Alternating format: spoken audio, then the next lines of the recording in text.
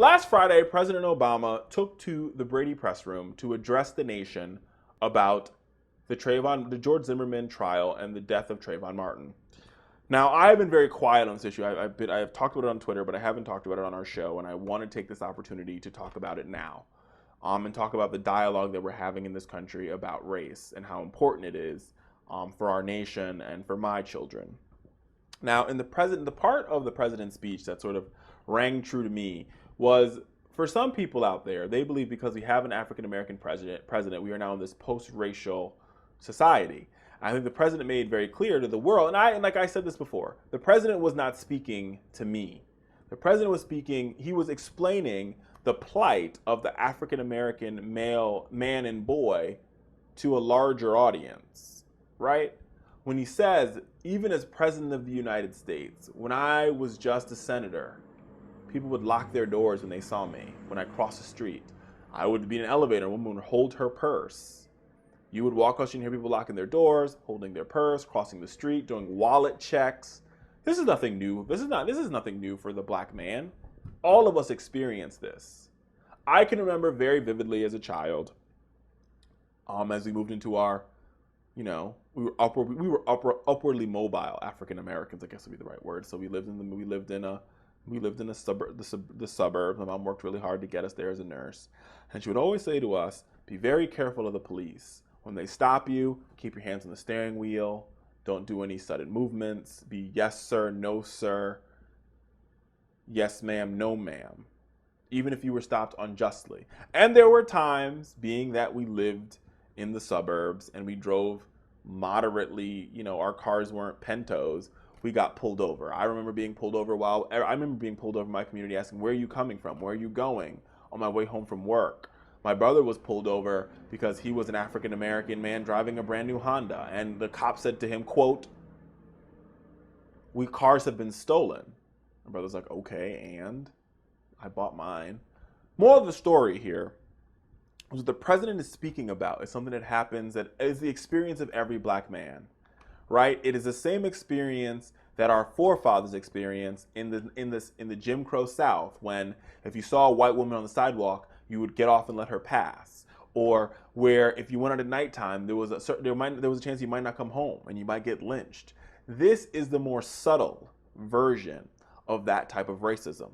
And the fact that the president addressed, and now we've heard a lot of criticism from folks talking about, the president hasn't talked about race enough, the president needs to be more, he needs to be a thought leader in the conversation, this, that, and the third. There's politics here, folks. He's still the president of the United States. But what he did was by far remarkable, if you ask me. The fact that he went out there and said, America is upset about the Trayvon Martin decision because justice was miscarried.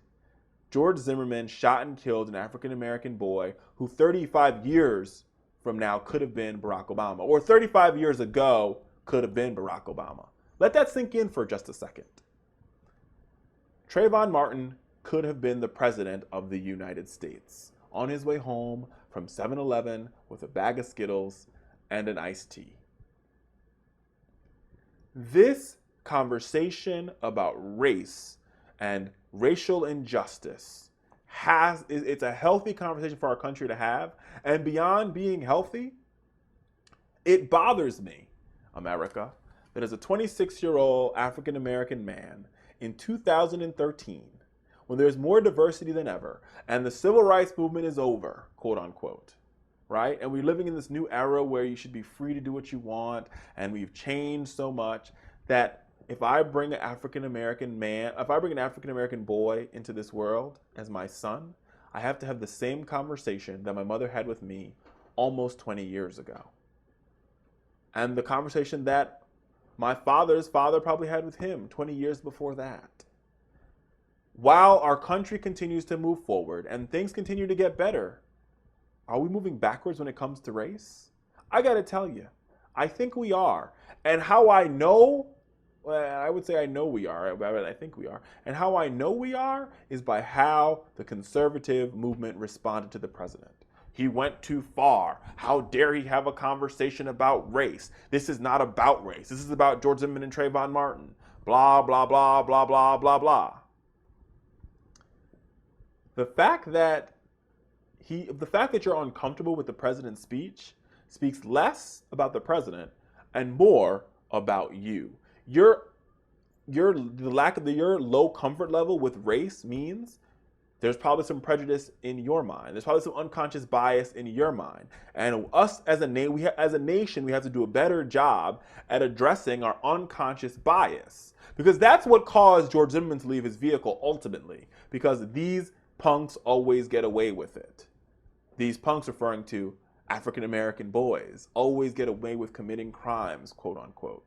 And let me put a footnote here, is that yes, I understand that African Americans or black on black crimes happen, and in Chicago we've had tons and tons of black on black crimes, and we are concerned about that too, and we will address that, and our community is trying our best to address those issues. But let's not forget the fact that in this particular situation, justice was miscarried.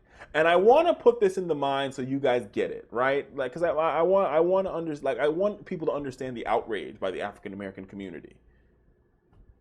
When O.J. Simpson walked free, that outrage that you felt being a Caucasian person after that decision, that's how we felt about George Zimmerman walking free. Because the facts indicated very clearly that George Zimmerman shot Trayvon Martin. That's probably one of the one fact that wasn't denied, America. And so when the president took to the podium, it took him a long time to get there, don't get me wrong, but the president spoke from the heart of a black man to a nation that is in pain. Our nation is in pain. We are in pain because since the beginning of our nation, we've been based on this ideal of hatred and this ideal of prejudice and this ideal of one class, and one class or one race is better than another. And that has spilt over almost 400 years after, 200 years as slavery has ended, almost 400 years after we came and landed on this land. We can do better, and we are getting better. Diversity, we're starting to see more diversity, we're starting to see more interracial marriages. But this if you know better, you do better. That's what Maya Angelou says, and here, this is what this requires. We as a nation must do better when it comes to issues of race, and that requires that, and I'm grateful for the president, and that we have a conversation, we engage each other, and understand why is it that you have an unconscious bias. America, we can do better, but it requires that we work together. Hey, Fowler Nation, the best thing you can do to support this channel is by clicking that subscribe button. And I got a secret for you. If we get to 1,500 subscribers, we will drop a special behind the scenes video just for you, Fowler Nation. That's how much I love you.